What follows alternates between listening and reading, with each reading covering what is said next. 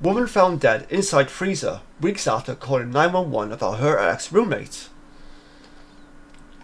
Monique Gilbertson's cause and manner of death are still pending after her body was found in a freezer. A woman found dead in a freezer reportedly called the cops before her death with concerns about her ex-roommate, who has now been accused of killing her. Gilbertson, 68, was found inside the freezer in her home in Las Vegas after police responded to a wellness check request by someone in the community.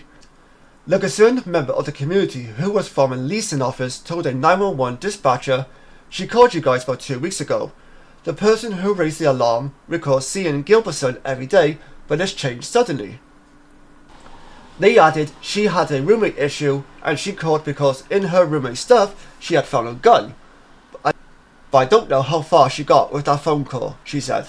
Like she couldn't get a hold of you guys, she was going to throw it in the trash. The roommate Daniel Rush, 47, met Gilbertson at a store. She invited him to move in with her, according to arrest documents. Now see right there, that's the part that bugs me a little bit about this. First of all, you probably don't know this guy. You might have seen him a few times at this local shop, you might have spoken to him a couple of times, but outside of that, you don't know anything about this guy, you don't know anything about his background, and that could be a serious sign of danger right there. Stranger danger. And it turns out, that is the case, because this guy ended up being accused of killing her. So, okay, well, I'm sure she was just being nice and kind and, wanting to help this guy out a little bit. No problem for that. I'm just saying, you don't know this guy, allegedly. You don't know anything about him. You don't know where his background has been. You just want to be careful, sort of thing. And obviously, in this sort of situation, this explains why. Alone, but Gilbertson became upset on how filthy Rush was. Gilbertson kicked Rush out the house around the 22nd of October and changed the locks. The concerned member of the community who called for the wellness check informed police that Gilbertson used to call the property management office several times a day. However, these calls then stopped around the 22nd of October. Coincidence? I think not. Police then conducted a wellness check on the 6th of November and found Rush and a woman inside the house. Rush asked officers if they had a warrant to look at the freezer.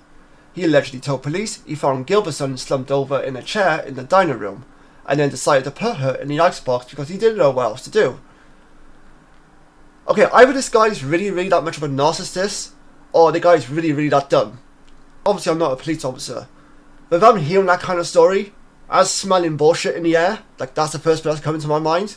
Because there's no way this guy is telling this story thinking, oh yeah, the police are dumb enough to believe this, yeah, no problem. I'll just use this story, I'll say this and this, and yeah, should be fine, no worries. He also allegedly said that he believed Gilbertson had overdosed on cocaine or fentanyl that she had purchased from him. But the community member who had requested the welfare check said they did not believe Gilbertson used drugs or even drank alcohol. Documents about the case do not indicate how Gilbertson may have died. They state she was found in the freezer and that there was little blood at the scene.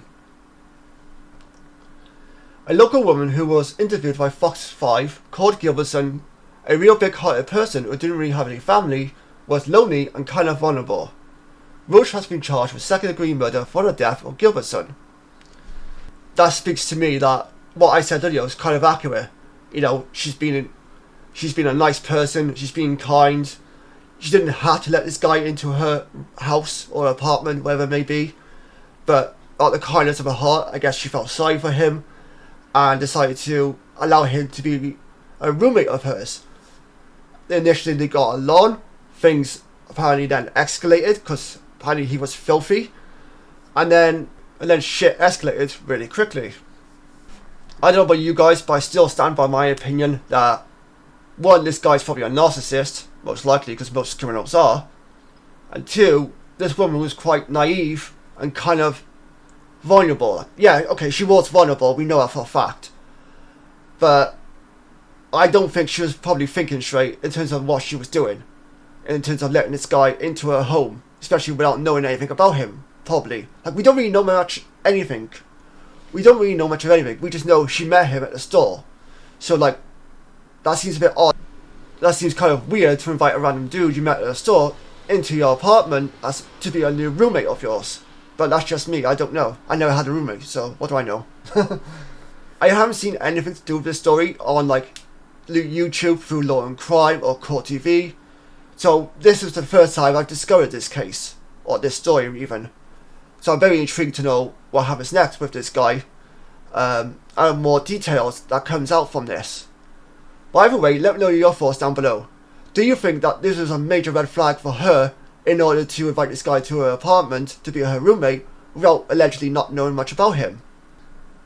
Do you believe in Daniel Rush's story where he says he just found her slumped over a chair and didn't know what to do, so he put her in an icebox? Hopefully no one believes that, because that's completely ridiculous.